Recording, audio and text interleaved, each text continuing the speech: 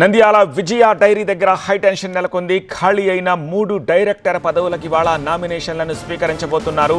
అయితే నామినేషన్లను అడ్డుకోవడానికి భూమా అనుచరులు పెద్ద ఎత్తున చేరుకోవడంతో ఉద్రిక్త వాతావరణం ఏర్పడింది.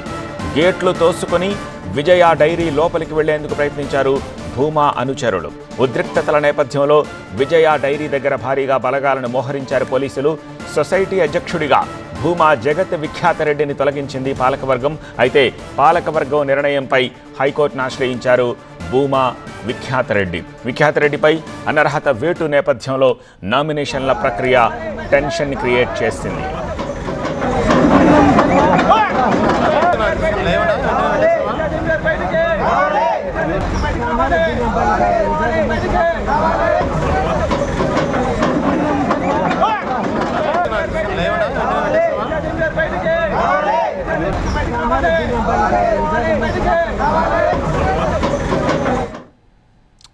దీనికి సంబంధించి మరింత సమాచారం అందించేందుకు మా ప్రతినిధి నాగిరెడ్డి ప్రస్తుతం మనకి ఫోన్ లైన్లో సిద్ధంగా ఉన్నారు.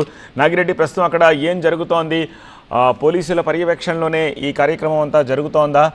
జగత్ విఖ్యాతరెడ్డి ఏమంటున్నారు అండ్ పాలకవర్గం ఏమంటోంది నామినేషన్లు వేయడానికి సంబంధించి?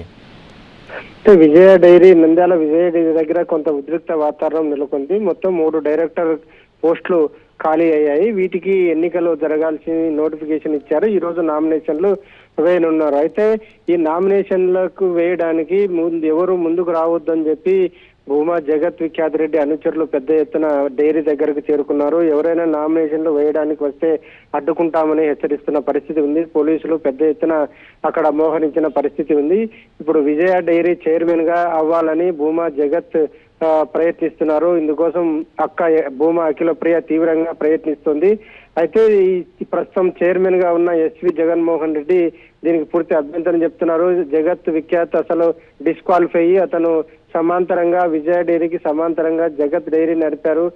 విజయ డైరీలో లోన్ తీసుకుని డిఫాల్టర్ అయ్యాడు. దీంతో అతను చైర్మన్ అయ్యేందుకు అనర్హుడు, సొసైటీ అధ్యక్షుడిగానే అనర్హుడు అని చెప్పి ఇటీవలకే పాలకవర్గం ప్రకటించి దీనిపై కోర్టులో విచారణ జరుగుతుండగా ఈ రోజు డైరెక్టర్ల పోస్టులకు నామినేషన్లు స్వీకరించాల్సి ఉంది. మరి నామినేషన్లు వేసేందుకు ఎవరైనా వస్తారా? వస్తే భూమా జగత్ అనుచరులు ఏం చేయబోతున్నారు? అక్కడ పెద్ద ఎత్తున ఉద్రిక్త పరిస్థితి నెలకొన్న పరిస్థితి కనిపిస్తుంది. పోలీసులు పెద్ద ఎత్తున మోహరించారు. ఎప్పుడు ఏం జరుగుతుందో కూడా తెలియని పరిస్థితి ఉంది. ఈ నేపథ్యంలో భూమా ఎస్వి కుటుంబాల మధ్య మరింత గ్యాప్ పెరిగినట్లుగా కనిపిస్తోంది. రైట్ నాగిరెడ్డి. లేవడా